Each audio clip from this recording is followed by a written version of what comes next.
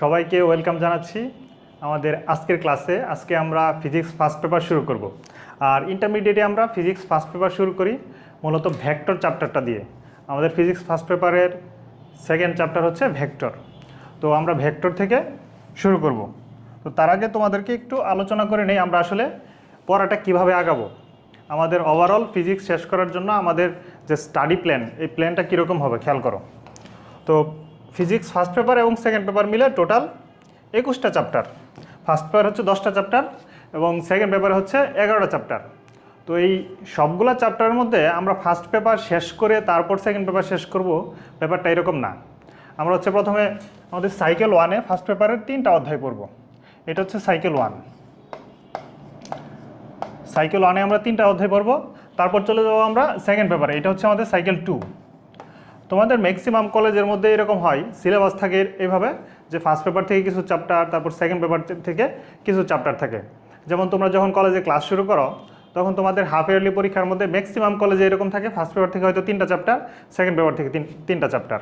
তো এটা হচ্ছে আমাদের সাইকেল 2। তারপর হচ্ছে সাইকেল 3-তে আমরা হচ্ছে এরকম 3টা চ্যাপ্টার পড়বো। সাইকেল 3-তে হচ্ছে 3টা চ্যাপ্টার পড়বো, ফার্স্ট পেপারে 3টা। একইভাবে সাইকেল 4-এ সেকেন্ড পেপারে আমরা 4টা অধ্যায় পড়বো, এই 4টা অধ্যায়। সাইকেল 5-এ হচ্ছে ফার্স্ট পেপারে বাকি 4টা এবং সেকেন্ড পেপারে হচ্ছে আমরা বাকি 4টা অধ্যায় সাইকেল 6-এ শেষ করব। অর্থাৎ টোটাল ফিজিক্স আমরা 6টা সাইকেলে শেষ করব। তো ফার্স্ট পেপারের সাইকেল 1-এ আমরা হচ্ছে ভেক্টর চ্যাপ্টারটা দিয়েই পড়া শুরু করব। প্রথম ভেক্টর পড়ব, তারপর গতিবিদ্যা, তারপর হচ্ছে আমরা ভৌত জগৎ পরিমাপ করব। এই ভৌত জগৎ পরিমাপ তোমরা 9-10-এ পড়ে আসছো। এইখানে আরেকটু নতুন কিছু আছে, একটু অ্যাড হবে কিছু ইনফরমেশন। আচ্ছা, তো শুরু করি, আমরা ভেক্টর শুরু করি। আরেকটু কথা বলে নিই তোমাদেরকে যে আমাদের ইন্টারমিডিয়েটের সিলেবাস কিন্তু এসএসসির তুলনায় 4 থেকে 5 গুণ বড়। তো পড়ার সময় আমরা কিছু বিষয় মাথায় রাখবো। আমরা যখন যে কোনো একটা চ্যাপ্টার পড়বো, প্রত্যেকটা লেকচার আমরা নোট করে করে পড়বো। তুমি হচ্ছে আমার এই গ্রুপের ক্লাসগুলো ম্যাক্সিমাম ক্লাস রেকর্ড ক্লাস থাকবে। তো ইচ্ছা করলে 2x অথবা 1.5x মোডে দেখতে পারো, একটু বেশি সময় সেভ করতে চাইলে, অথবা 1x মোডেও দেখতে পারো, স্পিড বাড়ানোর দরকার নাই। তো তুমি হচ্ছে নোট করে করে পড়বা, প্রত্যেকটা চ্যাপ্টার প্রত্যেকটা ক্লাস নোট করতে হবে। সেকেন্ড রান হচ্ছে ক্লাস শেষে পুরা লেকচারটা একটু রিপিট করবা। ক্লাস শেষে পুরা লেকচারটা একটু নিজের মতো পড়বা, পুরা লেকচারটা আমাদের পড়তে হবে। একটা ক্লাস তুমি যদি 1 ঘন্টায় করো, হয়তো ক্লাস শেষে পুরো লেকচারটা আরেকবার চোখ বোলাইলে হয়তো 15 মিনিট লাগবে। 15 মিনিট এনাফ। তারপর হচ্ছে বই থেকে রিডিং পড়তে হবে। যে টপিকটা পড়বো আমরা ওই টপিক ধরে ধরে বই থেকে রিডিং করো। বই থেকে রিডিং পড়তে হয়তো আমাদের 15-20 মিনিট লাগবে। কারণ ফিজিক্স তো আমরা হচ্ছে একটা টপিক যখন পড়ি, একটা সংজ্ঞা ওটা বইয়ের মধ্যে হুবহু কীরকম থাকবে, প্রমাণ বইয়ের মধ্যে থাকবে। তোমার বরঞ্চ বইয়ের চাইতে তোমার নোট খাতার মধ্যে আরও বেশি গুছানো থাকবে। তুমি জাস্ট বইটা দেখবে তোমার আত্মবিশ্বাস বাড়ানোর জন্য। তোমার বইটা দেখে রাখলে তোমার কনফিডেন্ট গ্রো করবে। তারপর হচ্ছে কোনো কিছু মিসিং গেছে কি না, ছোটোখাটো টপিক, কোনো ফিগার, তো এটা একটু সুবিধা হবে আর কি বই থেকে। তারপর হচ্ছে হোমওয়ার্ক করবা প্রতিদিন। এই কয়টা কাজ করতেই হবে প্রতিদিন পড়ার সাথে সাথে এই কয়টা কাজ করতেই হবে। আরেকটা ইন্টারেস্টিং কাজ করতে পারো তোমরা, যেমন আমি প্রত্যেক দিন পড়ার পরে কিছু হোমওয়ার্ক দিব, কিছু কাজ দিব, এগুলো তো করবা। এর পরের ক্লাসে আমরা কি পড়বো, এই পরের ক্লাসের টপিকটা বলে দিব যে আমরা আগামী ক্লাসে এটা করতে যাচ্ছি। তো ওই টপিকটা তুমি যদি বই থেকে একটু চোখ বোলায় নাও, তো পরের ক্লাস তোমার জন্য অনেক বেশি ইজিয়ার হবে, অনেক বেশি ইন্টারেস্টিং লাগবে, আর একটু বেশি মজাদার লাগবে। যে আমি তো বই থেকে এটা দেখছি, হয়তো 50% বুঝে গেছি, স্যারের লেকচারে বাদবাকিগুলো আমার ক্লিয়ার হয়ে যাবে। আচ্ছা, আর তোমাদের অনেকেই আসো এইচএসসি 27, তোমরা এখনও বই কিনো নাই, তোমাদের নতুন ভার্সনে বই এখনো বাজারে আসে নাই। তোমরা ইচ্ছা করলে আমাদের এই ভিডিওর ডেসক্রিপশনে আমরা হচ্ছে, যারা ইউটিউবে আসো দেখবা, তাদের হচ্ছে ডেসক্রিপশনে আমরা এই চ্যাপ্টারের পিডিএফ বইটা দিয়ে দিব।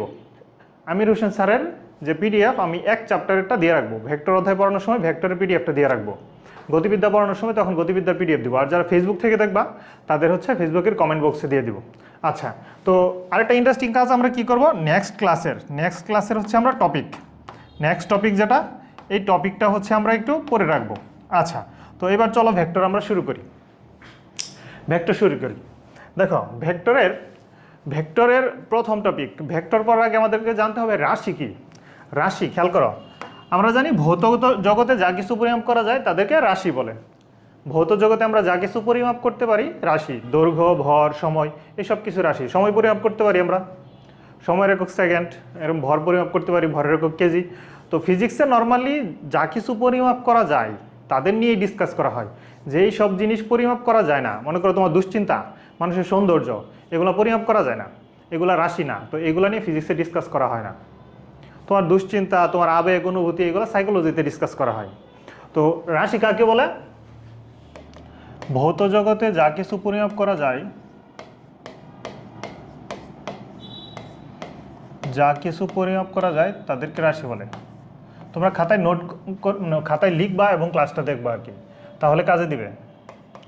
যা কিছু পরিমাপ করা যায়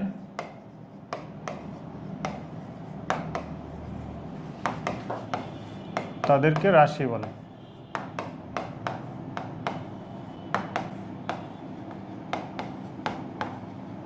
আচ্ছা, রাশি দুই প্রকার। রাশি হচ্ছে দুই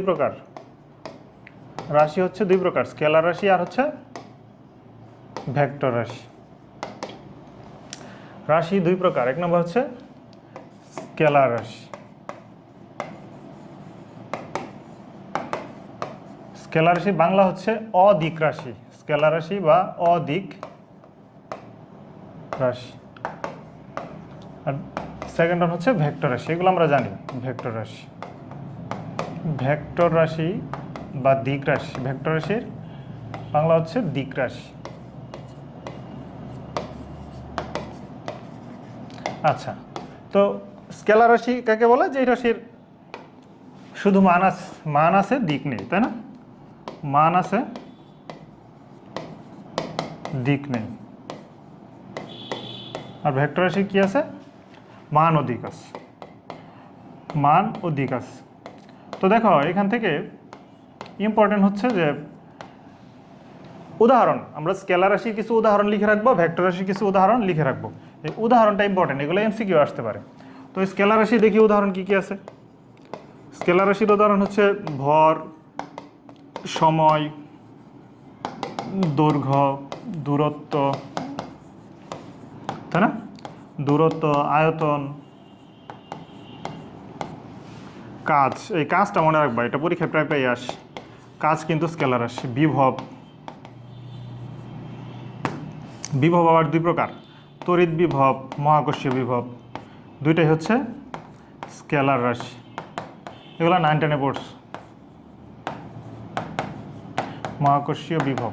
আচ্ছা, এখানে একটা ব্যাপার মনে রাখবা যে ফিজিক্সের প্রতিটা অধ্যায়ের কিছু কমন প্যাটার্ন আছে। ফিজিক্সের প্রত্যেকটা অধ্যায়ে আমরা প্রাইমারি লেভেলে কিছু রাশি সম্পর্কে জানবো। যেমন তোমরা 9 10-এ গতির অধ্যায় পড়ছো, চুম্বকের অধ্যায় পড়ছো, আলোর অধ্যায় পড়ছো, সবগুলো অধ্যায় কিন্তু শুরুতে আমরা কিছু রাশির সাথে পরিচিত হই। যেমন গতির অধ্যায় সরণ, ত্বরণ, বেগ, বল, ভরবেগ, এগুলো রাশি সম্পর্কে আমাদেরকে জানানো হয়েছে। তারপর হচ্ছে আমরা এই রাশির সাথে একটার সাথে আরেকটার সম্পর্ক, এগুলো ফর্মুলা আকারে শিখি। একটা রাশির সাথে আরেকটা রাশির কী সম্পর্ক, এগুলো নিয়ে আমরা কিছু ফর্মুলা রেডি করি।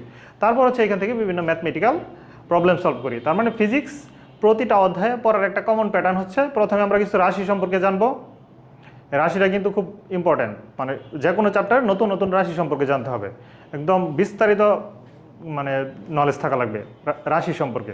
তারপর হচ্ছে একটা রাশির সাথে আরেকটা রাশির সম্পর্ক, এবং ফাইনালি আমরা ম্যাথ করি। এটুকুই কিন্তু ফিজিক্সের প্রতিটা অধ্যায়ের প্যাটার্ন। আচ্ছা, তো যেহেতু আমরা physics first paper second paper মিলে 21টা অধ্যায় পড়বো, তো 21টা অধ্যায়ে কিন্তু আমরা অনেক রাশি সম্পর্কে জানবো, এবং সবগুলো রাশি হয়তো স্কেলার নয়তো ভেক্টর। এখন যে জিনিসগুলো তোমরা এখনো পড়ো নাই, 21টা চ্যাপ্টার তো তোমাদের পড়া নাই, ওইগুলোর থেকে আমি এক্সাম্পল লিখতেছি না, আমি লিখতেছি যেইগুলো 9 10-এ পড়ছো, শুধু ওইগুলা। আমরা আরও নতুন নতুন রাশি সম্পর্কে কিন্তু সামনে জানবো। মহাকর্ষীয় বিভব, আচ্ছা, তারপর হচ্ছে তড়িৎ প্রবাহ,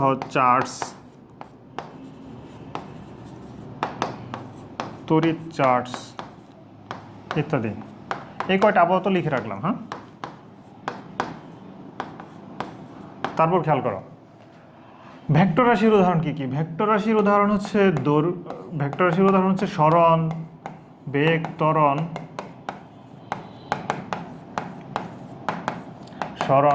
ত্বরণ, মন্দন, বল, ভরবেগ, টর্ক। এই জিনিসটা ইম্পর্টেন্ট, খেয়াল করো। টর্ক হচ্ছে, টর্ক আমরা একটু মানে পরের স্লাইডে শিখবো। টর্ক হচ্ছে ঘূর্ণন বল। নর্মালি রৈখিকভাবে বল দিলে, ধাক্কা দিলে কিংবা আমরা যে কি বলে কাজের প্রচেষ্টা, নর্মালি রৈখিকভাবে যেটা দেই এটা হচ্ছে বল। আর ঘূর্ণন, ধরো একটা বোতলের ক্যাপ খুলতেছো তুমি, একটা দরজা খুলতেছো, তখন দরজা হচ্ছে ধাক্কা দিচ্ছ, দরজা এরকম ঘূর্ণন বল তৈরি হয়, তাই না? দরজাটা একটু ঘুরে যায়, এক সাইড থেকে আরেক সাইড ঘুরে যায়, তখন তৈরি হয় টর্ক। অথবা একটা স্ক্রু, যখন স্ক্রু ড্রাইভার দিয়ে স্ক্রু খুলি তখন একটা ঘূর্ণন বল তৈরি হয়, এটা হচ্ছে টর্ক। তারপর হচ্ছে সরণ। সরণ যেহেতু ভেক্টর রাশি, কৌণিক সরণ, যদি কৌণিক পথে সরণ হয় এটাও ভেক্টর রাশি। কৌণিক সরণ একইভাবে কৌণিক সবগুলা রাশি, যেমন কৌণিক সরণ, কৌণিক বেগ, কৌণিক ত্বরণ।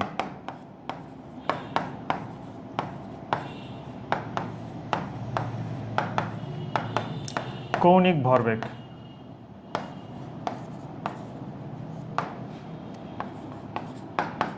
এই সবগুলো হচ্ছে আমাদের ভেক্টর রাশি ইত্যাদি, এই সবগুলো হচ্ছে ভেক্টর রাশি। ওকে, আচ্ছা আমরা পরের স্লাইডে যাই। খেয়াল করো, পরের স্লাইড হচ্ছে ভেক্টরের চিহ্ন। ভেক্টরকে আমরা কিভাবে প্রকাশ করব? ভেক্টরকে আসলে দুইভাবে প্রকাশ করা যায়। যে কোনো একটা অক্ষর দিয়ে প্রকাশ করা যায় এবং রেখা দিয়ে প্রকাশ করা যায়। এখানে একটু স্টার দিয়ে লিখো, ভেক্টরকে, ভেক্টর রাশিকে দুইভাবে প্রকাশ করা যায়।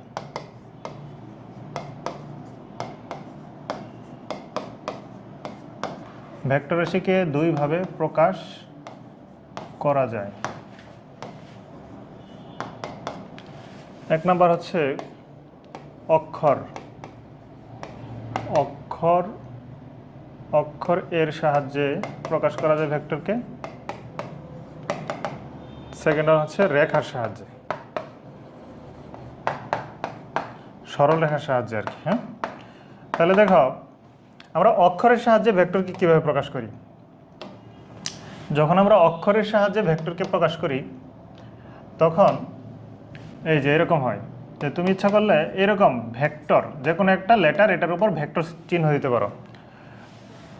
উপরে আমরা উপরে কি দিব? ভেক্টর চিহ্ন। যে কোনো একটা ক্যাপিটাল লেটার, এর উপরে ভেক্টর চিহ্ন। আচ্ছা, তারপর আমরা উপরে বার দিতে পারি। বার, ধরো এর উপরে যেরকম বার দিয়ে দিলাম, বার, তাহলে উপরে বার দিলেও ভেক্টর বোঝায়, উপরে বার দিলেও ভেক্টর বোঝায়। 3 নম্বর হচ্ছে নিচে বার। এরকম যদি এ লিখে তারপর নিচে বার দেই, এটাও ভেক্টর মিন করে, নিচে বার।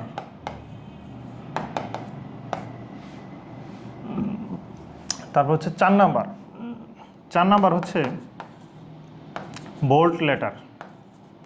4 নাম্বার দেখো, 4 নাম্বারটা হচ্ছে বোল্ড লেটার। এই যে এরকম, যদি আমি হচ্ছে এরকম মোটা হরফ লিখি, বোল্ড করে দিই, মোটা হরফ, এটা ভেক্টর মিন করে, মোটা হরফ, মোটা হরফ। বোঝা গেছে? তো আমরা নর্মালি অ্যাজ ইউজুয়াল এইটাই ইউজ করি, এটা আমরা সবচেয়ে বেশি ইউজ করব। কিন্তু এমসিকিউ অথবা প্রশ্নে তোমার অন্য যে কোনো একভাবে থাকতে পারে, তো এটা একটু মাথায় রাখবা। আরেকটা ব্যাপার হচ্ছে যে যদি এই যে এ ভেক্টর দিয়ে এরকম মডুলাস থাকে, অথবা ইটালিক হরফ থাকে, ইটালিক হরফ থাকে, এই যে ইটালিক হরফ আমরা জানি না, বাঁকা হরফ, তোমরা বৈজ্ঞানিক নামকরণে পড়ছো ইটালিক হরফ, এই যে এরকম বাঁকা হরফ, এইটা দ্বারা ভেক্টরের মান বোঝায়, ভেক্টরের মান বোঝায়। ওকে, আর সেকেন্ড ওয়ান, আমরা হচ্ছে অক্ষরের সাহায্যে যদি ভেক্টরকে প্রকাশ করি, এই যে অক্ষরের সাহায্যে, খেয়াল করো, অক্ষরের সাহায্যে যদি ভেক্টরকে প্রকাশ করা হয় তাহলে যে এরকম হয়, রেখার সাহায্যে, যদি রেখার সাহায্যে ভেক্টরকে প্রকাশ করি, রেখার সাহায্যে ভেক্টরকে প্রকাশ করলে আমরা সরল রেখা দিব। রেখার সাহায্যে ভেক্টরকে যদি প্রকাশ করি, এই যে এরকম সরল রেখা দিব, এরকম সরল রেখা। রেখা যত বেশি হবে, রেখার দৈর্ঘ্য যত বেশি হবে, ভেক্টরের কি মান তত বেশি হবে, ভেক্টরের মান বেশি হবে। ওকে, তো ভেক্টরের আমরা চিহ্ন দেখলাম, যেমন এই যে এই ভেক্টরের নিচের ভেক্টরের চাইতে উপরে ভেক্টরটা বড়, এরকম আমরা রেখার সাহায্যে ভেক্টরকে প্রকাশ করব। এবং অবশ্যই মনে রাখতে হবে এটা হচ্ছে আদি বিন্দু আর এটা হচ্ছে শেষ বিন্দু। রেখার শুরুটা হচ্ছে আদি বিন্দু, শুরু হচ্ছে আদি বিন্দু, আর যেগুলো হচ্ছে শীর্ষবিন্দু এগুলো হচ্ছে আদি বিন্দু, আদি বিন্দু বা পাদবিন্দু, আদি বিন্দু বা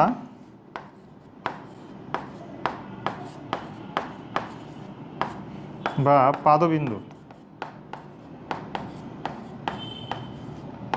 আর এই যে শেষ মাথায় এটাকে বলবো আমরা শীর্ষবিন্দু বা সমাপ্তি বিন্দু, শীর্ষবিন্দু বা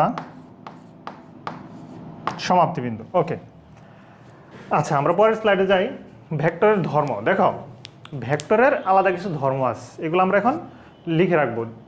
ভেক্টর হচ্ছে গণিতের একটা শাখা। তোমরা হচ্ছে গণিতের অনেকগুলা শাখা সম্পর্কে জানো, যেমন গণিতের বীজগণিত, পাটিগণিত, জ্যামিতি, ত্রিকোণমিতি, এই অনেকগুলা শাখা আছে। একটার ফর্মুলা কিন্তু আরেকটার মধ্যে খাটে না।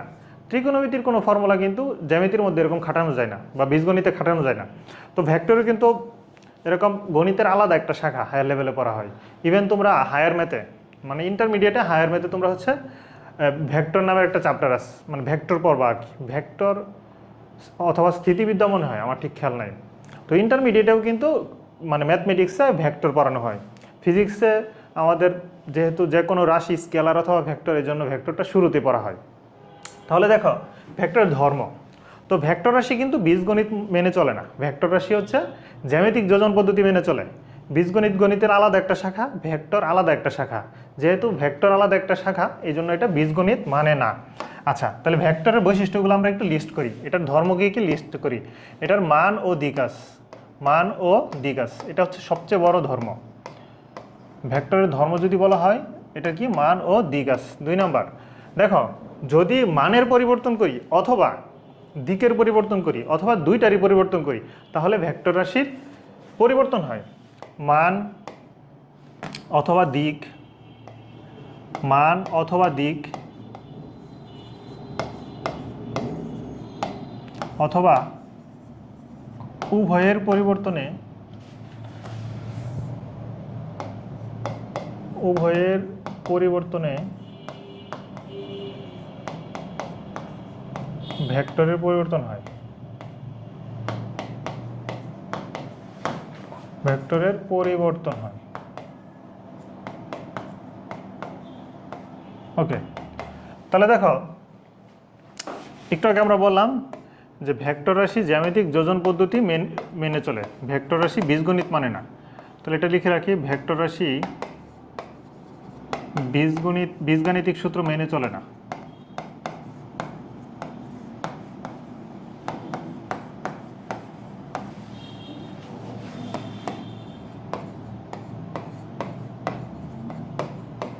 যেমন a প্লাস বি, এটাকে হোল স্কোয়ার করলে বীজগণিতে কি হয়, যে a square plus 2ab plus B square. কিন্তু ভেক্টরের বেলায় এরকম হবে না। ভেক্টর বেলায় a square plus B square plus 2ab cos theta হবে। তার মানে এটা বীজগণিত মেনে চলতেছে না, জ্যামিতিক যোজন সূত্র মেনে চলে, জ্যামিতিক যোজন সূত্র মেনে চলে। আমরা এই যে জ্যামিতিক যোজন সূত্র, এটা আলাদা একটা টপিক আছে। জ্যামিতিক যোজন সূত্র, জ্যামিতিক যোজন সূত্র এটা আলাদা একটা টপিক, এটা আমরা ডিটেলস পড়ব পরবর্তী স্লাইডে, এটা পড়বো আমরা।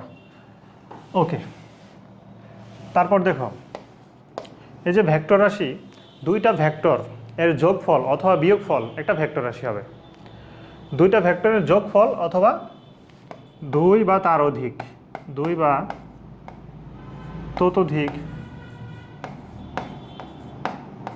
ভেক্টরের যোগফল, ভেক্টরের যোগ বা বিয়োগফল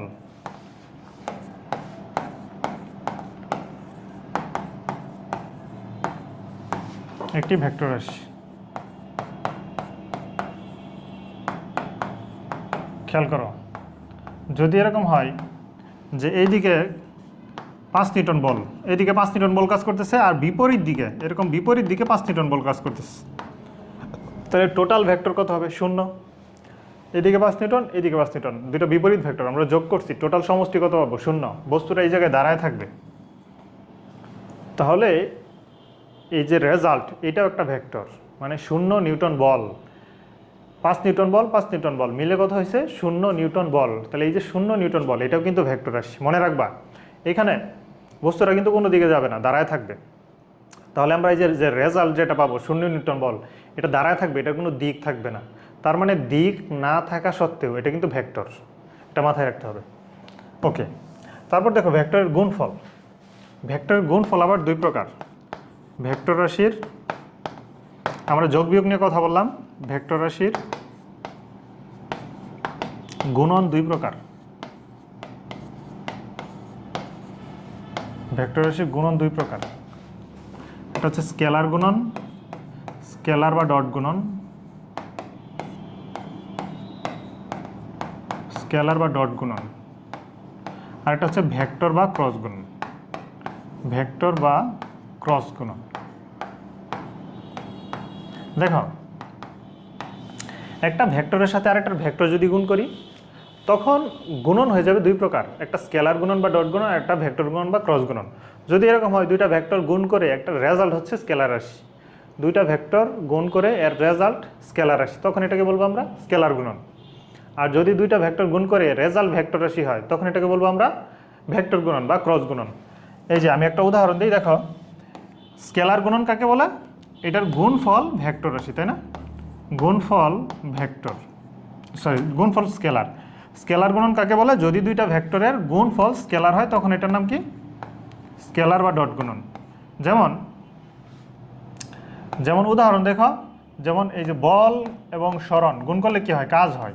বল ভেক্টর রাশি, কাজ ভেক্টর রাশি, এরা গুণ করলে কি হয়, না সরি, বল আর সরণ এই দুইটা ভেক্টর রাশি গুণ করলে কি পাওয়া যায়, কাজ পাওয়া যায়, তাই না?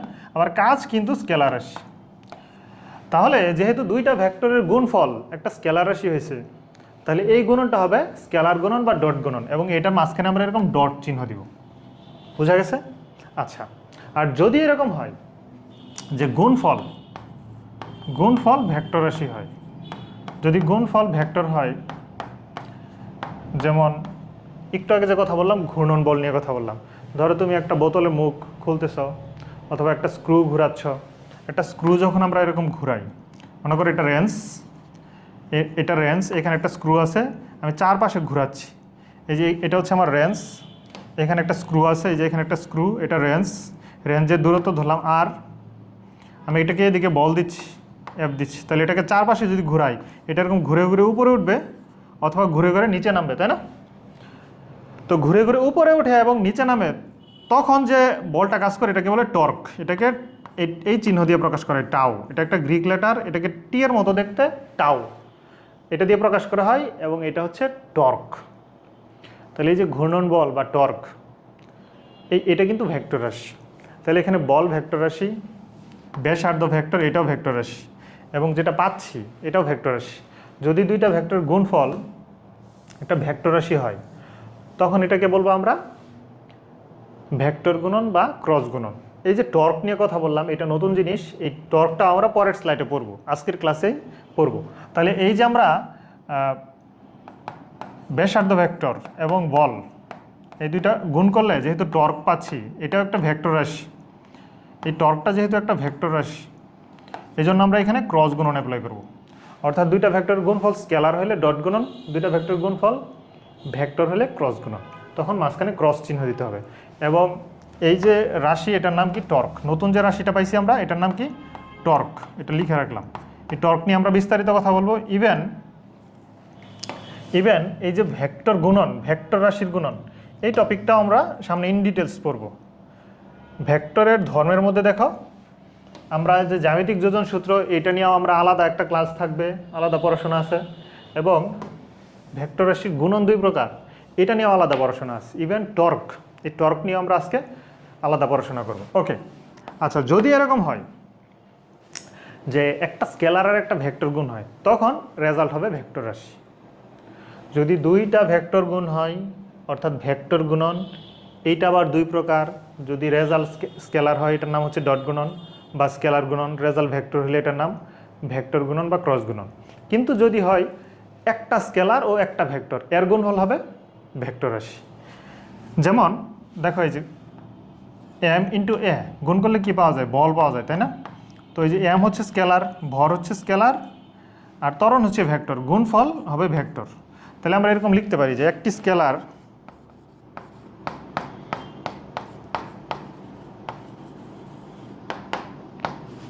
ও একটি ভেক্টর রাশির গুণন, ভেক্টর রাশির গুণফল ভেক্টর রাশি হবে।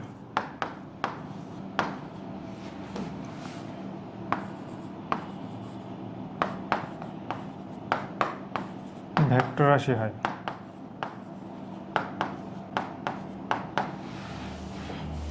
উদাহরণ কি? উদাহরণ হচ্ছে F = ma। এই যে স্কেলার আর এই যে ভেক্টর, গুণফল হচ্ছে ভেক্টর রাশি। তাহলে আমরা ভেক্টরের বিভিন্ন ধর্ম সম্পর্কে জানলাম। নেক্সট স্লাইডে যাই। স্কেলার ও ভেক্টরের পার্থক্য। খেয়াল করো, স্কেলার ও ভেক্টরের পার্থক্য। তাহলে স্কেলার আর ভেক্টরে আমরা কি কি পার্থক্য দেখলাম একটু লিখে ফেলি। স্কেলার ও ভেক্টর রাশির আমরা কি কি পার্থক্য দেখলাম?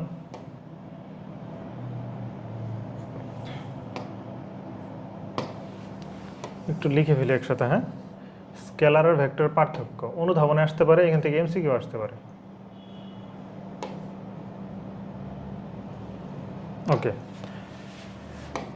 স্কেলার রাশি আর ভেক্টর রাশির কি কি পার্থক্য দেখো।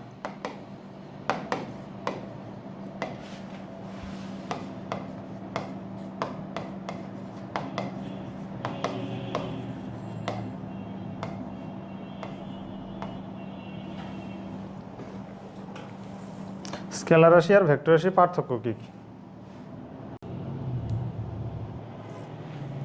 ওকে, খেয়াল করো, আমরা হচ্ছে স্কেলার রাশি এবং ভেক্টর রাশির পার্থক্য দেখি। স্কেলার রাশি শুধু মান আছে, দিক নাই, আর ভেক্টর রাশির মান এবং দিক আছে। খুব সিম্পল। তারপর দেখো, এটা অনুধাবনে আসতে পারে, মানের পরিবর্তনে স্কেলারের পরিবর্তন হয়, কিন্তু শুধু মান অথবা শুধু দিক অথবা উভয়ের পরিবর্তনেই ভেক্টর রাশির পরিবর্তন হয়। তারপর স্কেলার রাশির কোনো চিহ্ন নেই, আর ভেক্টর রাশির বেলায় আমরা ভেক্টর চিহ্ন দেই অথবা অন্যান্য আরও 3টা চিহ্ন শিখছি আমরা, উপরে বার, নিচে বার অথবা মোটা হরফ বোল্ড লেটার। তারপর দেখো, স্কেলার রাশির গুণফল সর্বদা স্কেলার হয়, 2 আর 3 গুণ করলে 6 হয়, সিম্পল। কিন্তু ভেক্টর রাশির গুণফল কখনো স্কেলার হয়, কখনো ভেক্টর হয়। ওই যে আমরা শিখলাম ভেক্টরের গুণন 2 প্রকার। যদি 2টা ভেক্টরের গুণফল স্কেলার রাশি হয়, এটাকে আমরা ডট গুণন বলি। মানে ডট গুণন করলে রেজাল্ট পাবো স্কেলার, আর ক্রস গুণন করলে রেজাল্ট পাবো ভেক্টর। ওকে, এটা প্রয়োজনে তোমরা একটু ভিডিওটা পজ করে এটা একটু লিখে নাও। তারপর দেখো, আমরা পরের টপিকে যাই। ভেক্টর প্রকাশ। আমরা ভেক্টরের ধর্ম শিখলাম, ভেক্টরের কী কী চিহ্ন আছে, উদাহরণ আছে, এগুলো দেখলাম। এখন একটা ভেক্টর রাশিকে আমরা কিভাবে প্রকাশ করব, এরকম 2-3টা উদাহরণ দেখব। দেখো, বল আমরা জানি F = ma, তাই না? বলের ফর্মুলা জানি আমরা F = ma। তাহলে যদি m ভরের বস্তুর উপর আমরা F বল প্রয়োগ করি, m ভরের বস্তুর উপর F বল প্রয়োগ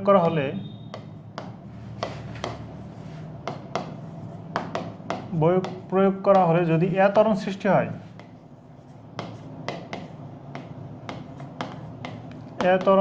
হয়,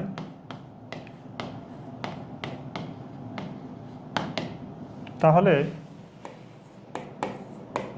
খেয়াল করো, তাহলে F = ma। তো 9-10 আমরা F = ma লিখতাম, কিন্তু ইন্টারমিডিয়েটে আমরা চেষ্টা করব উপরে ভেক্টর চিহ্ন দেওয়ার জন্য। এই যে ত্বরণ ভেক্টর রাশি উপরে ভেক্টর দিব, বল ভেক্টর রাশি উপরে ভেক্টর দিব। এই যে একটা স্কেলার আর একটা ভেক্টর, একটা স্কেলার এবং একটা ভেক্টরের মাঝখানে যে গুণন, এটা সাধারণ গুণন, বীজগাণিতিক গুণন। কিন্তু যদি 2টাই ভেক্টর থাকে, তখন হয়তো ডট গুণন অথবা কি ক্রস গুণন। আচ্ছা, তারপর দেখো টর্ক। আমরা একটু আগে দেখছি যে যদি এরকম থাকে যে ধরো এখানে একটা স্ক্রু আছে, একটা নাট অথবা একটা স্ক্রু, এটাকে আমরা একটা রেঞ্জের সাহায্যে ঘোরাবো। এই যে এখানে একটা রেঞ্জ যুক্ত করলাম, এটা হচ্ছে একটা রেঞ্জ, এটার সাহায্যে এটাকে আমরা ঘোরাবো। তাহলে দেখো, এই যে স্ক্রু একটা রেঞ্জের সাথে এটা ঘোরাবো, তো যখন আমরা ঘোরাবো তখন এইদিকে বল প্রয়োগ করবো, এটা হচ্ছে F বল, এবং এটার ব্যাসার্ধ ভেক্টর হচ্ছে R। যদি এরকম ঘোরানো হয়, তখন এটা ঘুরে ঘুরে উপরে ওঠে, এই বস্তুটা ঘুরে ঘুরে এইরকম উপরে উঠে, তাই না? উপরে উঠে, তো উপরে উঠে অথবা নিচে নামে। তো উপরে যদি উঠে, তখন এই যে টর্কের দিক হবে উপরের দিকে। এই যে টর্কের দিক, এটা হচ্ছে যে এরকম উপরের দিকে, তাই না? টর্ক হচ্ছে টাও, এটাকে আমরা টাও দিয়ে রিপ্রেজেন্ট করি। তাহলে যেহেতু ব্যাসার্ধ ভেক্টর, এটা ভেক্টর রাশি, এবং বল, প্রযুক্ত বল, এটাও ভেক্টর রাশি। দুইটা ভেক্টরের গুণফল হচ্ছে একটা ভেক্টর রাশি। তাহলে নিশ্চয়ই এখানে টাও হবে, মানে কি বলে, ক্রস গুণন হবে। দুইটা ভেক্টরের গুণফল যদি একটা ভেক্টর রাশি হয়, তখন আমরা শিখছি এখানে ক্রস গুণন হবে।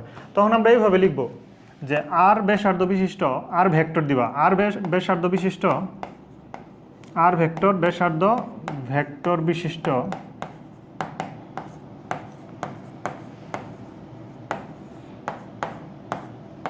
বস্তুর উপর এফ বল প্রয়োগ করা হলে,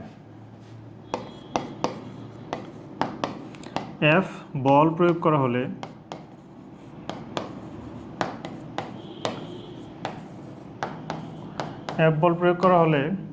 সৃষ্ট টর্ক, খেয়াল করো, সৃষ্ট টর্ক, এই যে টাউ ইকুয়াল আমরা লিখবো আর ক্রস এফ, এখানে ক্রস গুণন। তার মানে আমি বুঝাতে চাচ্ছি ভেক্টরকে কিভাবে প্রকাশ করে। ভেক্টরকে প্রকাশ করার জন্য কিছু বিষয় লক্ষ্য রাখতে হবে, যেগুলো ভেক্টর রাশি, উপরে ভেক্টর চিহ্ন দিব, ক্রস গুণন না ডট গুণন না সিম্পল বীজগাণিতিক গুণন, এগুলা খেয়াল রাখবো। তারপর দেখো, তারপর খেয়াল করো তল ভেক্টর। তারপর আমরা শিখবো তল ভেক্টর। এই যে একটা তল, ধরো এটা একটা তল, এই তলটা কিন্তু একটা ভেক্টর রাশি।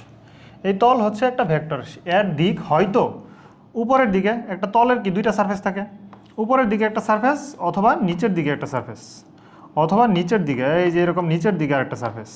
তাহলে এইটা পাওয়া যায় কখন? এটা পাওয়া যায়, ধরো এই তলের এটা হচ্ছে একটা বাহু পি আর এটা আরেকটা বাহু কিউ। যেহেতু তলের উপরে একটা দিক আছে এবং নিচের একটা দিক আছে, এটা ভেক্টর রাশি, এবং এই পি আর কিউ যদি ক্রস গুণন করি তখন আমরা ওই দিকটা পাবো। অর্থাৎ এটার যদি ক্ষেত্রফল, অর্থাৎ তলের ক্ষেত্রফল আর ভেক্টর, এর ডিরেকশন আছে উপরে অথবা ডিরেকশন হচ্ছে নিচের দিকে, এটা আমরা পাবো কখন? যখন পি আর কিউ ক্রস গুণন করব। নর্মালি আমরা কিন্তু সামান্তরিকের বা যে কোনো একটা তলের বাহু আর বাহু গুণ করলে ক্ষেত্রফল পাই, কিন্তু এখানে যেহেতু তলের ডিরেকশন আছে উপরের দিক অথবা নিচের দিক, তো এই উপরের দিক আর নিচের দিক এটা যেহেতু ডিরেকশন আছে, তার মানে এটা একটা ভেক্টর রাশি, এবং এই ভেক্টর রাশি যদি দুইটা রাশির গুণফল হয়, দুইটা রাশির গুণফল যদি ভেক্টর রাশি হয় তখন আমরা ইউজ করব ক্রস গুণন, আর যদি গুণফল স্কেলার রাশি হয় তখন আমরা ইউজ করব ডট গুণন। যেহেতু গুণফলটা ভেক্টর রাশি হয়েছে, এখানে ক্রস দিতে হবে। আর যদি নিচের দিকে যে ভেক্টরটা, এটা কিন্তু ধরলাম আমরা মাইনাস আর, এই মাইনাস আর কখন পাবো? যখন আমরা কিউ ক্রস পি করব, বিপরীত ক্রস গুণন করব। ঠিক আছে, এটা হচ্ছে তলের ক্ষেত্রফল, এটা হচ্ছে তলের ক্ষেত্রফল, তলের ক্ষেত্রফল। তার মানে আমরা দেখলাম কিভাবে ভেক্টর রাশির প্রকাশ করতে হয়। প্রকাশের সময় আমরা খেয়াল রাখবো যেইগুলা ভেক্টর রাশি উপরে ভেক্টর চিহ্ন দিব, এখানে ক্রস গুণন হয়েছে, ডট গুণন হয়েছে না সাধারণ বীজগাণিতিক গুণ হয়েছে, এগুলা খেয়াল রাখবো। ওকে, আমরা নেক্সট টপিকে যাই। আমাদের নেক্সট টপিক হচ্ছে বিশেষ ভেক্টর। ওকে, দেখো আমাদের এবারে টপিক হচ্ছে বিশেষ ভেক্টর। বিশেষ ভেক্টর কী জিনিস? কোনো একটা ভেক্টর রাশি এর বিভিন্ন সিচুয়েশনে বিভিন্ন নাম হয়, এই নামটা হচ্ছে বিশেষ ভেক্টর। ধরো একটা স্টুডেন্ট, সে ক্লাসের ক্যাপ্টেন এবং একই সাথে সে ফুটবল টিমের গোলকিপার। তো যখন সে ক্লাসে থাকে আমরা তার নাম বলতে পারি ক্লাস ক্যাপ্টেন, যখন সে মাঠে থাকে, খেলার মাঠে থাকে, তখন আমরা তাকে গোলকি বলতে পারি, গোলকিপার বলতে পারি। তার মানে অবস্থা ভেদে এক একজনের নাম এক এক রকম থাকতে পারে। বিশেষ ভেক্টরটা এরকম, যে কোনো ভেক্টর, সরণ, ত্বরণ, বল, ভরবেগ, যে কোনো একটা ভেক্টর, এইটা এক এক সিচুয়েশনে তার এক একটা নাম দেওয়া যায়, এই ব্যাপারটাই হচ্ছে বিশেষ ভেক্টর। তো বিশেষ ভেক্টর তুমি তোমার টেক্সট বুকে হয়তো 12-14টা পাবা, কিন্তু আমি 2-3টা রাইটারের বই একসাথে করে দেখছি, সব মিলে 18টা বিশেষ ভেক্টরে আমরা এখানে লিস্ট করছি। এই সবগুলো আমরা শিখবো একটা একটা করে। তো ফার্স্ট ওয়ান, দেখো সদৃশ ভেক্টর কী জিনিস? যদি এমন হয় যে দুইটা ভেক্টর এরা সমজাতীয়, দুইটা ভেক্টর হচ্ছে সমজাতীয় এবং একই দিকে ক্রিয়াশীল, সমজাতীয় দুইটা ভেক্টর একই দিকে ক্রিয়াশীল এবং এদের মান অসমান, তখন তাদেরকে বলবো আমরা সদৃশ ভেক্টর। ধরো এদিকে কেউ একজন 7 মিটার গেছে এক্স অক্ষের ডান দিকে, কেউ একজনের সরণ 7 মিটার, আরেকজনের সরণ এক্স অক্ষের ডান দিকে 4 মিটার। দুইটা সমজাতীয় ভেক্টর, দুইটা একই দিকে ক্রিয়াশীল কিন্তু মানও সমান, তাকে আমরা বলবো সদৃশ ভেক্টর। আর যদি এইরকম হয় যে সমজাতীয় দুইটা ভেক্টর একই দিকে ক্রিয়াশীল কিন্তু মান সমান, তখন আমরা তাদেরকে বলবো সমান ভেক্টর। তো দেখো তোমাদের ফিজিক্সে যে সংজ্ঞাগুলো থাকে এই সংজ্ঞার মধ্যে মূল শব্দ বা কিওয়ার্ড এগুলো ঠিক রেখে তুমি নিজের ভাষায় যে কোনো মতো সাজায় লিখলে হবে। তুমি বিভিন্ন রাইটারের বই একসাথে করে দেখবা, এক রাইটারের বইয়ের সংজ্ঞা হুবহু আরেক রাইটারের বইয়ের সাথে মিলে না, কারণ কিন্তু প্রত্যেক রাইটারের বইয়ে কিওয়ার্ডগুলো মূল শব্দগুলো ঠিক থাকে। তো তুমি তোমার মতো সাজায় লিখবা, এরকম 3টা শব্দ যেন থাকে। সংজ্ঞাটা হচ্ছে এরকম: সমজাতীয় দুটি ভেক্টর রাশি একই দিকে ক্রিয়াশীল হলে এবং এদের মান অসমান হলে তাদেরকে সদৃশ ভেক্টর বলবো। সমজাতীয় দুইটা ভেক্টর রাশি একই দিকে ক্রিয়াশীল হলে এবং তাদের মান সমান হলে তাকে বলবো আমরা সমান ভেক্টর। যেমন এই দুইটা সমান ভেক্টর, ধরো এ ভেক্টর এটা, বি ভেক্টর এটা, এরা সমান ভেক্টর। এখানে পি ভেক্টর এটা, কিউ ভেক্টর এটা, এরা হচ্ছে সদৃশ ভেক্টর। এখানে একটু বিষয় আমি নোট করে দিই যে দুইটা সমান ভেক্টর যদি আমরা বিয়োগ করি, দুইটা সমান ভেক্টর যদি আমরা বিয়োগ করে দিই তাহলে নিশ্চয়ই কী পাবো আমরা? শূন্য হয়ে যাবে, তাই না? রেজাল্ট শূন্য হয়ে যাবে। তাহলে দুটি সমান ভেক্টরের বিয়োগফল, দুইটা সমান ভেক্টরের বিয়োগফল হচ্ছে শূন্য। দুইটা সমান ভেক্টরের বিয়োগফল হচ্ছে কত? শূন্য। আবার একইভাবে খেয়াল করো, দুইটা সমান ভেক্টরকে যদি আমরা যোগ করি, দুইটা সমান ভেক্টরের যোগফল হবে এদের যে কোনো একটার মানের ডাবল, তাই না? এখান থেকে এরকম ঘুরে পেঁচে এমসিকিউ আসতে পারে।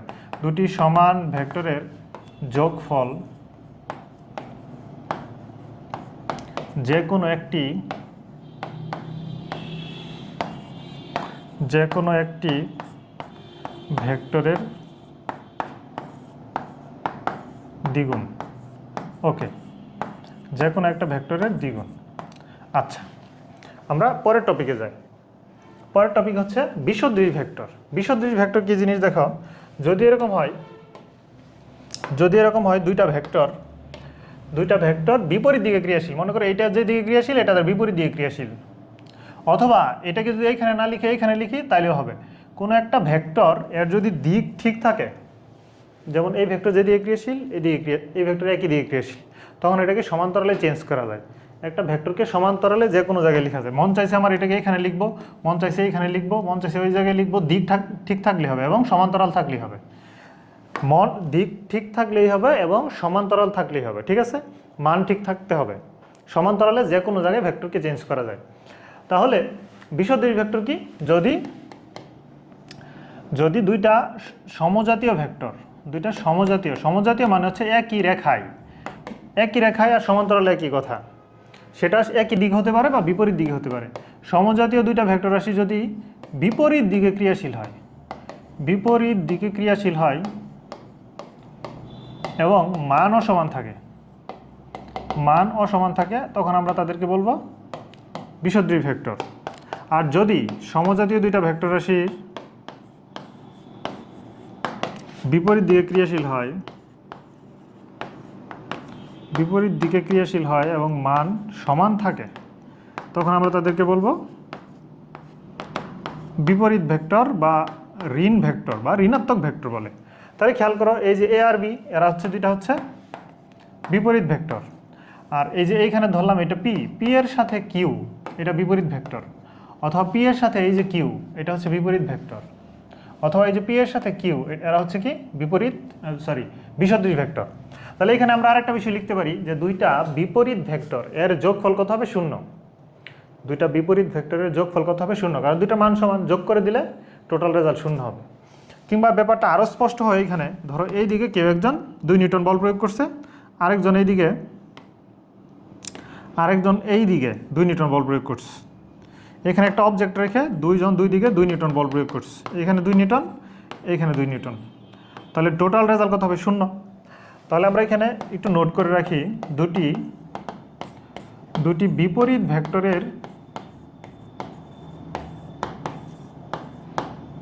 ভেক্টরের যোগফল শূন্য।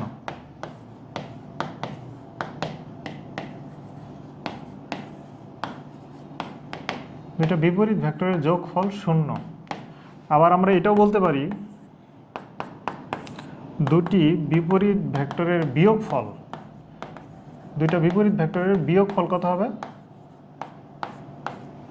দুইটা বিপরীত ভেক্টরের বিয়োগফল হবে যে কোনো একটি ডাবল, তাই না? যে কোনো একটির দ্বিগুণ, মানের দ্বিগুণ। ওকে, তাহলে আমরা 4টা বিশেষ ভেক্টর শিখলাম। নেক্সট ওয়ান, সঠিক ভেক্টর। দেখো, যদি কোনো একটা ভেক্টরের মান থাকে, মানে মান শূন্য নয়, তখন তাকে বলে সঠিক ভেক্টর। আর যদি কোনো ভেক্টরের মান শূন্য হয় তখন এটাকে বলে নাল ভেক্টর। যেমন ভেক্টরের আমরা বৈশিষ্ট্য বা ধর্ম থেকে এটা জানি যে যদি 2 বা তার অধিক ভেক্টর এর যোগফল বা বিয়োগফল করা হয় তাহলে অবশ্যই এটা একটা ভেক্টর হবে। মানে 2 নিউটন বল আর 2 নিউটন বল মাইনাস করলে 0 নিউটন বল হবে। যেহেতু এটা বল, তার মানে এটা ভেক্টর রাশি। ওকে, যদি মান শূন্য হয় তখন এটার নাম নাল ভেক্টর। আর মান শূন্য ছাড়া অন্য কোনো কিছু থাকলে তার নাম হচ্ছে সঠিক ভেক্টর। তাহলে এটা সংজ্ঞা হবে কোনো ভেক্টরের মান শূন্য না হলে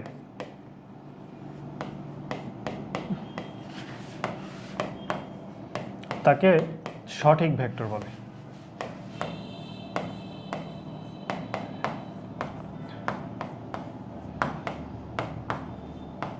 আচ্ছা, আর যদি কোনো ভেক্টরের মান শূন্য হয়, কোনো ভেক্টরের মান, কোনো ভেক্টর এর মান শূন্য হলে এবং নির্দিষ্ট দিক না থাকলে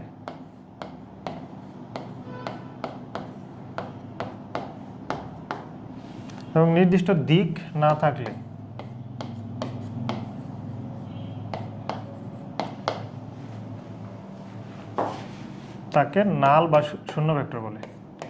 তাকে নাল বা শূন্য ভেক্টর বলে।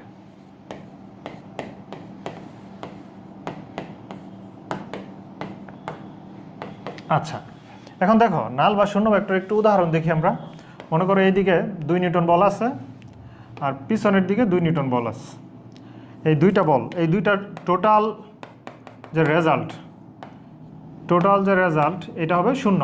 এখানে একটা বস্তুকে দুই দিকে 2 নিউটন বল টানা হলে বস্তুটা দাঁড়ায় থাকবে, এটার দিক থাকবে না, নির্দিষ্ট কোনো দিক না, এটা এক জায়গায় দাঁড়ায় আছে। তাহলে দিক না থাকা সত্ত্বেও কিন্তু একটা নাল ভেক্টর। তো পরীক্ষায় প্রশ্ন আসতে পারে যে নাল ভেক্টরের দিক না থাকা সত্ত্বেও এটাকে আমরা ভেক্টর কেন বলি?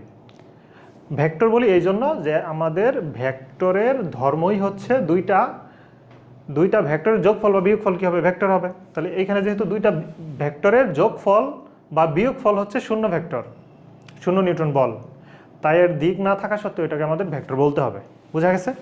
আচ্ছা, এখানে একটু নোট লিখে রাখি যে নাল ভেক্টর বা শূন্য ভেক্টর কখন পাওয়া যায়? দুটি সমান ভেক্টরের বিয়োগ ফলে নাল ভেক্টর পাওয়া যায়, তাই না? একটু আগে আমরা দেখলাম দুটি সমান ভেক্টরের বিয়োগফল হচ্ছে নাল ভেক্টর। আবার আমরা এটাও দেখছি একটু আগে যে দুটি বিপরীত ভেক্টরের যোগফল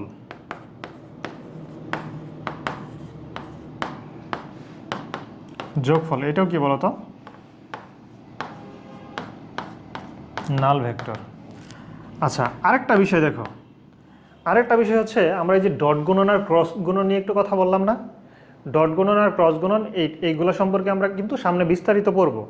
এখন আপাতত এইটুকু লিখে রাখো যে দুটি সমান্তরাল ভেক্টরের ক্রস গুণফল হচ্ছে নাল ভেক্টর। কেন হয় এটা আমরা ক্রস গুণন পড়ার সময় ডিটেলস পড়বো, এখন আপাতত বোঝা যাবে না। তাহলে এটা একটু লিখে রাখো, দুটি সমান্তরাল ভেক্টরের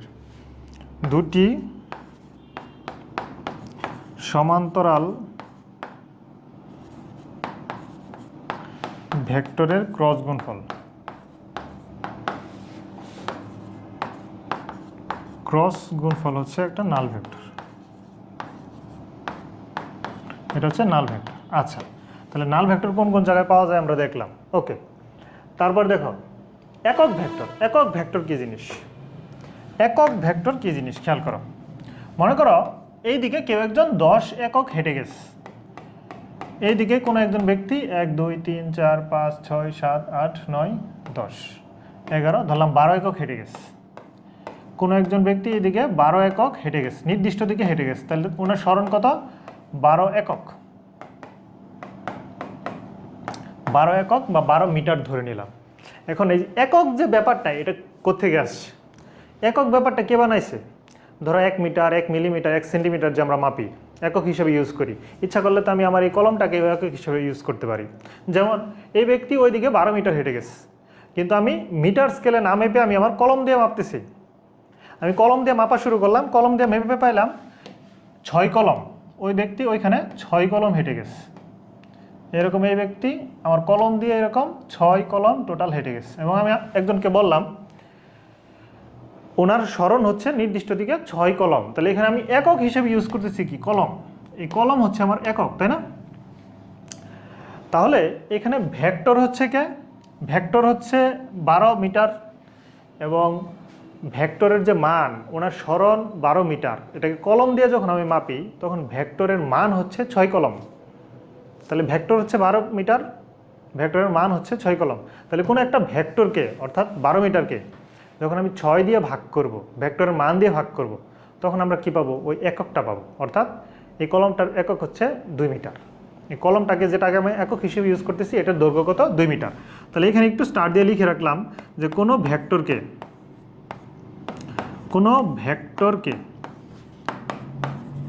তার মান দ্বারা ভাগ করলে কি পাওয়া যায়? তার মান দ্বারা ভাগ করলে একক ভেক্টর পাওয়া যায়।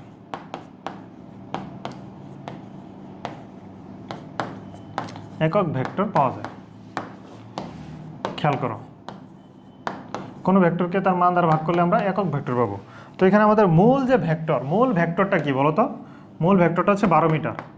12 মিটার স্মরণ, ওনার স্মরণ হচ্ছে 12 মিটার। তার মান দ্বারা, তার মান কত এখানে? 6 একক। তার মান হচ্ছে কত? 6 একক।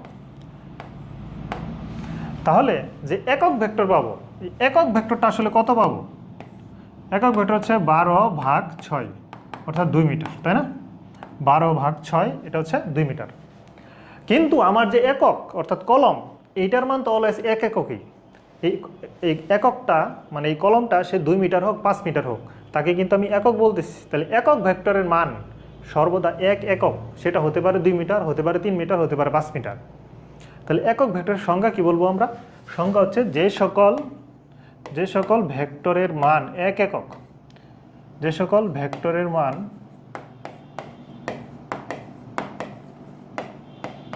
এক একক, তাদেরকে আমরা বলবো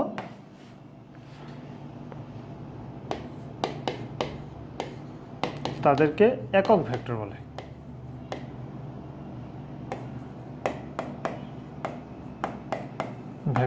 বলে। ওকে, তাহলে একক ভেক্টর আমরা কখন পাই? যখন আমরা কোনো ভেক্টরকে তার মান দিয়ে ভাগ করি, তখনই আমরা ওই একক ভেক্টরটা পাই। ক্লিয়ার? আচ্ছা, এখানে আরেকটা বিষয় মনে রাখতে হবে, একক ভেক্টরকে অলওয়েজ স্মল লেটার দ্বারা প্রকাশ করা হয়। একক ভেক্টরকে স্মল লেটার দ্বারা প্রকাশ করা হয়। অন্যান্য ভেক্টরকে কিন্তু আমরা যেরকম ক্যাপিটাল লেটার দিয়ে প্রকাশ করি, কিন্তু একক ভেক্টর বলে আমরা স্মল লেটার ইউজ করতে হবে।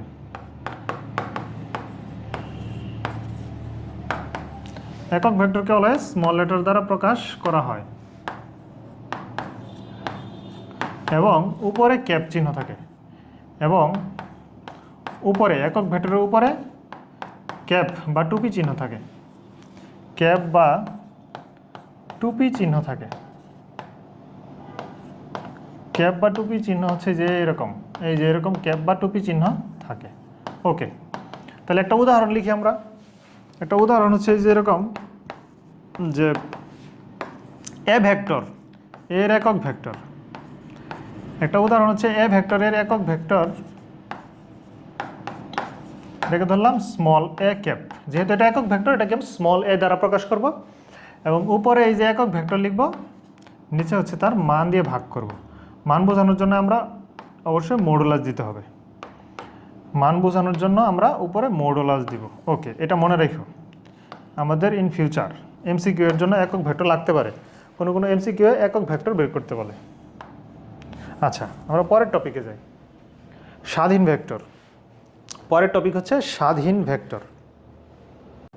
ওকে, খেয়াল করো, আমাদের পরবর্তী যে ভেক্টরটা, এটা হচ্ছে স্বাধীন ভেক্টর। স্বাধীন ভেক্টর কি জিনিস? মনে করো মনে করো এটা হচ্ছে এক্স অক্ষের ধনাত্মক দিক, তোমাকে আমি এক্স অক্ষের ধনাত্মক দিকে 2 একক হাঁটতে বললাম, নির্দিষ্ট দিকে 2 একক হাঁটতে বললাম, তাহলে তুমি তোমার ইচ্ছা মতো হাঁটতে পারো, 0 থেকে 2 একক, 0 বিন্দু থেকে 2 নম্বর বিন্দু পর্যন্ত যেতে পারো, অথবা 3 নম্বর বিন্দু থেকে 5 নম্বর বিন্দু পর্যন্ত যেতে পারো। তার মানে তুমি কতটুকু হাঁটবা, কোত্থেকে শুরু করবা, এটার স্বাধীনতা আছে। কিন্তু তোমাকে যদি আমি বলে দিই যে তুমি মূল বিন্দু থেকে, অবশ্যই তোমাকে মূল বিন্দু থেকে 2 একক হাঁটতে হবে, 2 একক ডান দিকে যেতে হবে, তখন এটা হচ্ছে পরাধীন বা সীমাবদ্ধ ভেক্টর। তাহলে স্বাধীন ভেক্টর কী জিনিস? যদি কোনো ভেক্টরের পাদবিন্দু নির্দিষ্ট না থাকলে তাকে বলবো আমরা স্বাধীন ভেক্টর, আর কোনো ভেক্টরের পাদবিন্দু নির্দিষ্ট থাকলে তখন আমরা তাকে কী বলবো? সীমাবদ্ধ ভেক্টর। আচ্ছা, পরের ভেক্টরে যাই। পরের ভেক্টরটা হচ্ছে সমরেখ ভেক্টর। সমরেখ ভেক্টর কী জিনিস? যদি একই রেখায় 2 বা তার অধিক ভেক্টর থাকে তাকে আমরা সমরেখক ভেক্টর বলবো। যেমন 2 বা ততোধিক ভেক্টর একই রেখায় ক্রিয়াশীল হলে তুমি ডান দিকে হতে পারে, বাম দিকে হতে পারে। এবং ভেক্টরের টার্ম অনুযায়ী কিন্তু আমরা আরেকটা জিনিস জানি যে একই রেখায় বলতে সমান্তরালে বোঝায় এই ভেক্টরটা এইখানে থাকা যে কথা, উপরে থাকা একই কথা, সামনে থাকা একই কথা, পিছনে থাকা একই কথা। সমান্তরালে একটা ভেক্টরকে যে কোনো দিকে চেঞ্জ করা যায়। তো এরা হচ্ছে সমরেখ ভেক্টর। তাহলে সমরেখ ভেক্টর হচ্ছে একই রেখায় থাকলেই হবে, এবং একই রেখা বলতে সমান্তরাল কেউ বোঝায়। আর সমতলীয় ভেক্টর কি দেখো, 2 বা তার অধিক ভেক্টর যদি একটা তলে থাকে তাকে বলবো আমরা সমতলীয় ভেক্টর। যেমন আমাদের এই বোর্ডটা হচ্ছে একটা তল, এই তলের উপর অনেকগুলো ভেক্টর আছে, ABC 3টা ভেক্টর, এরা সবাই সমতলীয় ভেক্টর। যদি তোমাকে এরকম বলি যে এই 3টা অবজেক্ট যদি 3টা ভেক্টর নির্দেশ করে, এরাও কিন্তু একটা তলের উপরে আছে। এই যে দেখো, এদেরকে আমি খাতা দিয়ে একটা তলের মধ্যে রাখতে পারতেছি, এই তলটা যে কোনো দিকে হতে পারে, যে কোনো দিকে এভাবে হতে পারে। কিন্তু যদি 3টা 3 দিকে থাকে তখন কিন্তু এদেরকে একটা তলে নিয়ে আসা যাবে না, আলাদা আলাদা তল হয়ে যাবে। ওকে, তাহলে 2 বা তার অধিক ভেক্টর একই তলে থাকলে এটাকে বলবো আমরা সমতলীয় ভেক্টর। এই সবগুলা এই বোর্ডের তলের উপরে আছে। আচ্ছা, এখানে আরেকটা বিষয় একটু মাথায় রাখতে হবে। এই যে আমরা সমরেখ ভেক্টর পড়লাম, আমরা যে সদৃশ ভেক্টর পড়ছিলাম, এই সদৃশ ভেক্টর কি ছিল? একই রেখায় ছিল। সদৃশ ভেক্টর ছিল একই রেখায়। তারপর দেখো সমান ভেক্টর কি ছিল? একই রেখায়। তারপর হচ্ছে বিসদৃশ ভেক্টর ছিল একই রেখায়। এবং বিপরীত ভেক্টর এরা সবাই কিন্তু সমরেখ ভেক্টর, কারণ সবাই একই রেখায় ছিল বা সমান্তরাল রেখায় ছিল, এই সবাই হচ্ছে সমরেখ ভেক্টর। তো MCকিউ কিন্তু আসতে পারে যে নিচের কোনটি সমরেখ ভেক্টর। ওকে, পরের টপিকে যাই। দেখো আমরা অলরেডি 11টা বিশেষ ভেক্টর সম্পর্কে জেনে গেছি অলরেডি, এবং পরবর্তী যে ভেক্টরগুলো আছে এইগুলা বোঝার জন্য আমাদের এই জিনিসটা জানতে হবে, ত্রিমাত্রিক কার্তেশীয় স্থানাঙ্ক ব্যবস্থা। এটা কিন্তু কোনো বিশেষ ভেক্টর না, এটা হচ্ছে আমরা জাস্ট একটা স্থানাঙ্ক ব্যবস্থা সম্পর্কে জানবো। এই স্থানাঙ্ক ব্যবস্থা প্রথম উদ্ভাবন করেন গণিতবিদ কার্তেশীয়, এই জন্য ওনার নাম অনুসারে এটাকে বলে কার্তেশীয় স্থানাঙ্ক ব্যবস্থা। তোমরা 9 10-এ পড়ে আসছো যে যেরকম এক্স অক্ষের দিকে যদি আমি 1 2 3 4 5 6 একক যাই, এবং ওয়াই অক্ষের দিকে যদি আমি এরকম 1 2 3 4 একক যাই, তাহলে এই বিন্দুটাকে বলবো আমরা 6 4 বিন্দু, ভুজ কোটি, তাই না? 6 হচ্ছে ভুজ এক্স অক্ষের দিকে এবং 4 হচ্ছে কোটি। এটাকে বলে দ্বিমাত্রিক স্থানাঙ্ক ব্যবস্থা। তোমরা 9 10-এ যেটা পড়ছো এটা ছিল দ্বিমাত্রিক স্থানাঙ্ক ব্যবস্থা। মাত্রা ইংরেজি হচ্ছে ডাইমেনশন, মাত্রা ইংরেজি ছিল ডাইমেনশন। এটাকে আমরা শর্ট ফর্মে 2D বলবো, দ্বিমাত্রিক বা 2 ডাইমেনশনাল স্থানাঙ্ক। আর যদি 3টা অক্ষ থাকে, দেখো তো আমরা এই বোর্ডের উপর যদি অনেকগুলা পিঁপড়া হাঁটাচলা করে, তাহলে আমি এই বোর্ডের এইদিকে এক্স অক্ষ এইদিকে ওয়াই অক্ষ ধরে এই বোর্ডের প্রত্যেকটা বিন্দুর আলাদা আলাদা নাম দিতে পারি। প্রত্যেকটা পিঁপড়া কত বিন্দুতে আছে এটা আমরা আলাদা আলাদা স্থানাঙ্ক দিতে পারি। কিন্তু এই বোর্ডের উপর যদি একটা প্রজাপতি ঘোরাফেরা করে, তাহলে প্রজাপতি কোথায় আছে এটা কিন্তু আমরা বুঝবো না। যেমন এই 6 4 বিন্দুর উপরে এখানে একটা প্রজাপতি আছে, এইখানে আর একটা প্রজাপতি উঠতেছে, আমার কাছে মনে হবে দুইটাই 6 4 বিন্দুতে আছে, কিন্তু না, দুইটা তো আলাদা আলাদা অবস্থানে আছে। তখন এইটা ক্লিয়ার হওয়ার জন্য আমাদের আরেকটা স্থানাঙ্ক ধরতে হবে, সেটা হচ্ছে জেড। এদিকে এক্স, এদিকে ওয়াই, আর বোর্ডের উপরের দিকে এটাকে ধরবো আমরা জেড অক্ষ। এখন বোর্ডের উপরের দিকে যেটা আমরা জেড অক্ষ ধরবো এটা তো আঁকা পসিবল না, কারণ আমাদের বোর্ডটাই হচ্ছে একটা দ্বিমাত্রিক বোর্ড, বোর্ডের তলটা হচ্ছে দ্বিমাত্রিক। তো দ্বিমাত্রিক বোর্ডের উপর ত্রিমাত্রিক এটা আঁকা যাবে না, পসিবল না। তো এই জেড অক্ষ যেটা উপরের দিকে আছে, আমরা এই জেড অক্ষের ছায়া যেদিকে পড়ে এটা হচ্ছে বোর্ডে আঁকবো। অর্থাৎ জেড অক্ষের যে শ্যাডো এইটা আমরা বোর্ডের উপর ড্র করব। তো ধরলাম জেড অক্ষের শ্যাডো এই দিকে আছে, ওই দিকেও থাকতে পারে, ওই দিকেও থাকতে পারে, যে কোনো দিকে থাকতে পারে। এইদিকে আঁকলে সুন্দর দেখা যায়, এই জন্য আমরা এইদিকে আঁকবো। তাহলে দেখো তো এক্স আর ওয়াই এর মাঝখানে অ্যাঙ্গেল হচ্ছে 90 ডিগ্রি, নিশ্চয়ই এক্স আর জেড এর মাঝখানে অ্যাঙ্গেল 90 ডিগ্রি, কিন্তু এই 90 ডিগ্রিটার চাইতে বড় দেখা যায় এখানে। এই জেড অক্ষের যে মানে অ্যাঙ্গেল এটা 90 চাইতে বড় মনে হয়, কিন্তু আসলে এটা কত 90 ডিগ্রি। অনেক সময় এমন হয় না যে একটা গাছ তার ছায়া তার চাইতে বড় দেখা যায়, তো এখানে 90 ডিগ্রির শ্যাডো বা ছায়া কিন্তু 90 ডিগ্রির চাইতে বড় দেখা যাইতেই পারে। একইভাবে দেখো ওয়াই আর এই যে জেড অক্ষ এর মাঝখানে অ্যাঙ্গেল কত থাকবে 90 ডিগ্রি। তাহলে আমরা এটাকে বলবো ত্রিমাত্রিক স্থানাঙ্ক ব্যবস্থা। এটা কে আবিষ্কার করছে? বিজ্ঞানী গণিতবিদ কার্তেশীয়। ত্রিমাত্রিক স্থানাঙ্ক বা শর্ট ফর্মে বলবো আমরা 3D, ইংলিশে এটাকে বলে 3D কোঅর্ডিনেট সিস্টেম, ত্রিমাত্রিক স্থানাঙ্ক ব্যবস্থা। আচ্ছা, এটার সুবিধা কি? ত্রিমাত্রিক যে কোনো বস্তুর পয়েন্ট আইডেন্টিফাই করা যায়। মনে করো এখন যদি আমি এরকম একটা বিন্দু দেই যে এটা ছিল 6, 4 বিন্দু, এখন যদি আমি 1 2 3 4 5 6 1 2 3 4 এই যে এটা 6 4 আরেকটা বিন্দু দেই, ধরো 6 4 7, তাহলে নিশ্চয়ই এবার আমার উপরের দিকে 7 একক যেতে হবে, অর্থাৎ জেড অক্ষের দিকে 1 2 3 4 5 6 7 7 একক যাওয়া লাগবে। অর্থাৎ এক্স অক্ষের দিকে আমার স্থানাঙ্ক হচ্ছে এই যে 6, ওয়াই অক্ষের দিকে স্থানাঙ্ক হচ্ছে কত 1 2 3 4,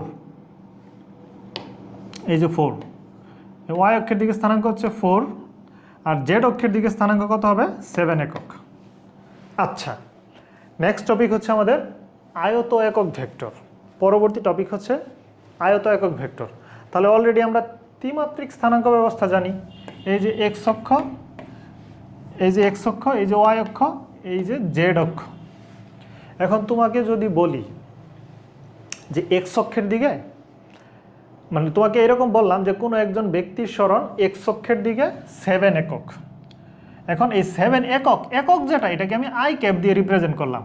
ওয়াই অক্ষের দিকে যেটা একক এটা জে ক্যাপ, এবং জেড অক্ষের দিকে একটা একক কে ক্যাপ। আমরা অলরেডি জানি একক ভেক্টরকে স্মল লেটার এবং উপরে ক্যাপ চিহ্ন দ্বারা প্রকাশ করা হয়।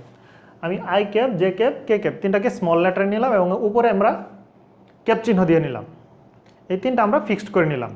তাহলে একটা সুবিধা হচ্ছে এতে যে তোমাকে যদি বলি যে কোনো একজন ব্যক্তির সরণ 7i একক, তখন তুমি কিন্তু বুঝে যাবা যে ওই ব্যক্তিটা এক্স অক্ষের দিকে হেঁটে গেছে।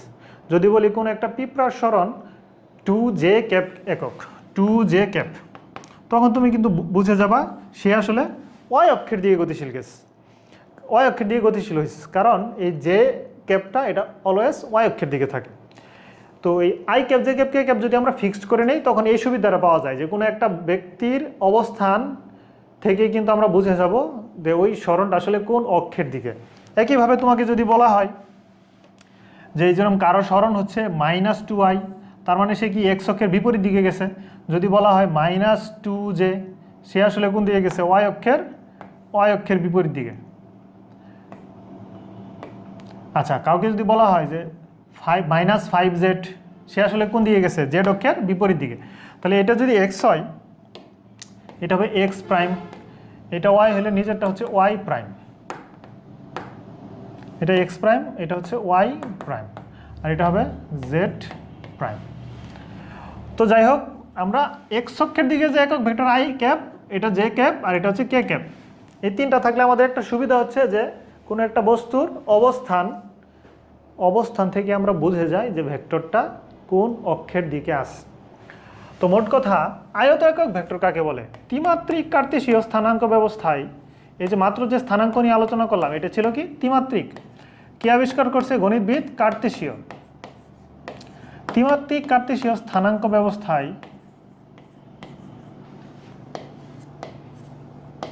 ধনাত্মক, আমরা কোন দিকে ধরলাম? I cap, J cap, K cap এগুলো ধরছি ধনাত্মক এক্স ওয়াই জেড অক্ষের দিকে, ধনাত্মক এক্স ওয়াই জেড অক্ষের দিকে,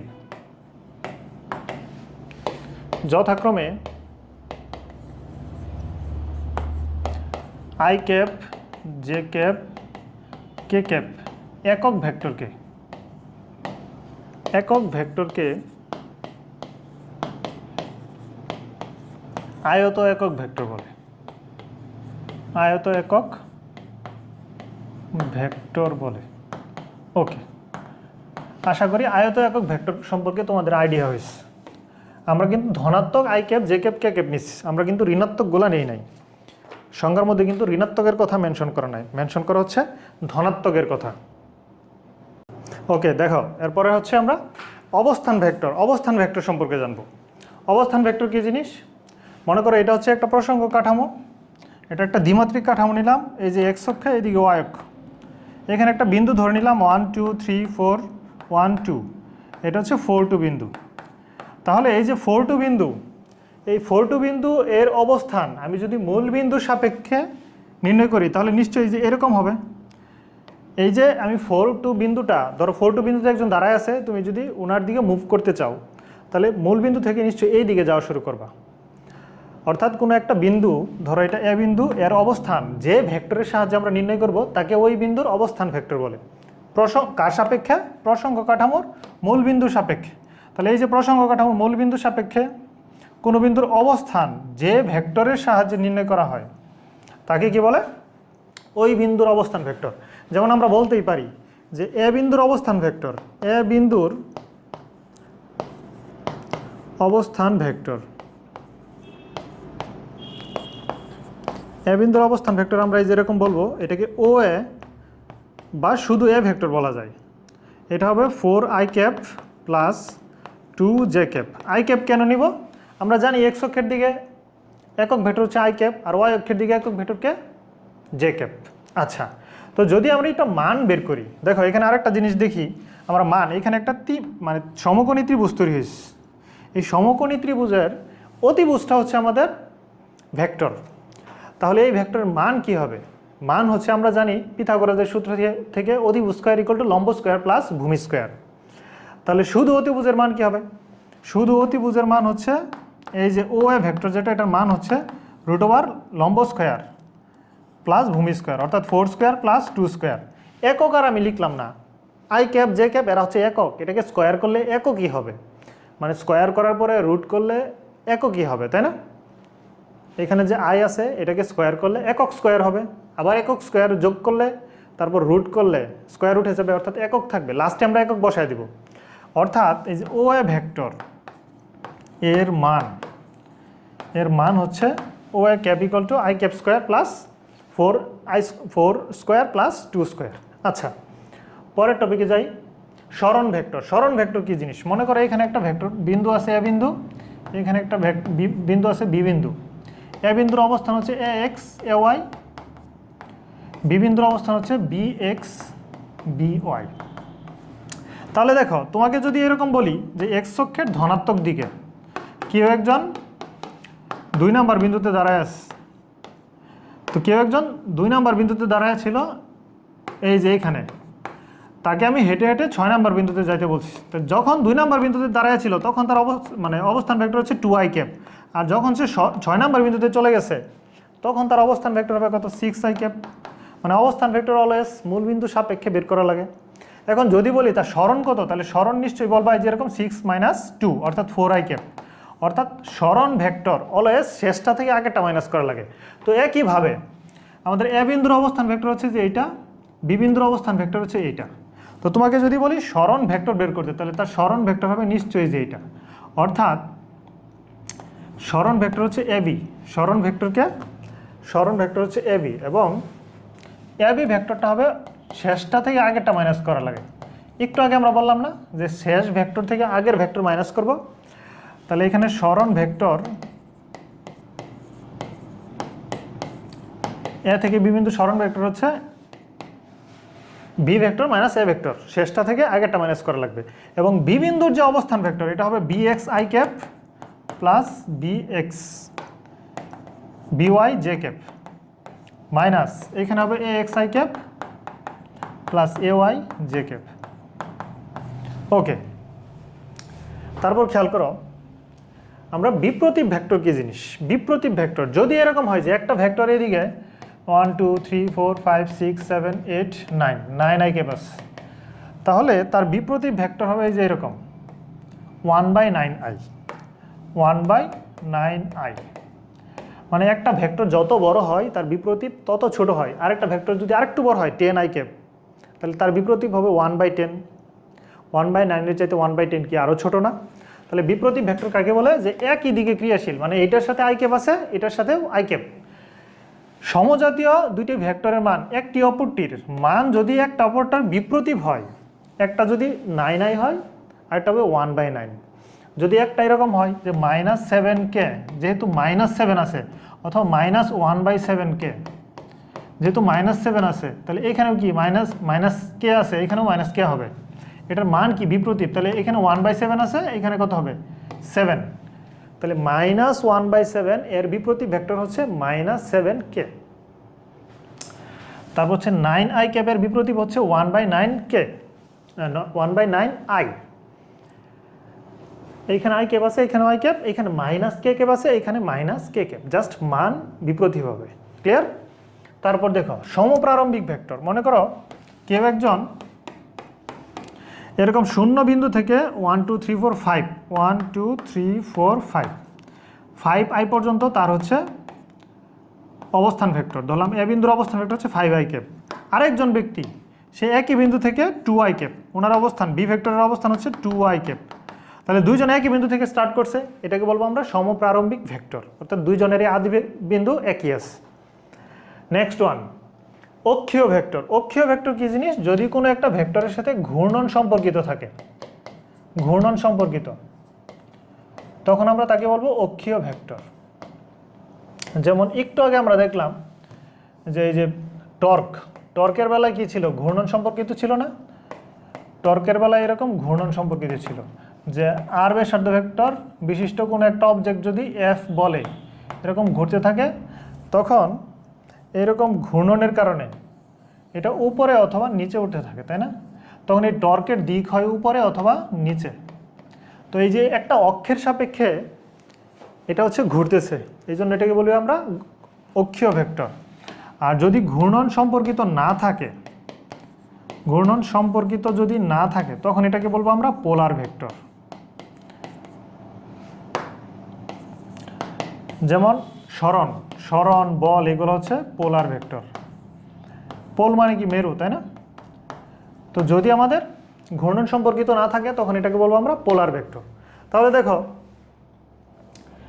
এইখান থেকে আমরা যে বিশেষ ভেক্টরগুলো পড়লাম এবং এই চ্যাপ্টারের শুরু থেকে এখন পর্যন্ত যা যা পড়ছি, এখান থেকে অনুধাবন কী ধরনের প্রশ্ন আসতে পারে এটুকু আমরা দেখি।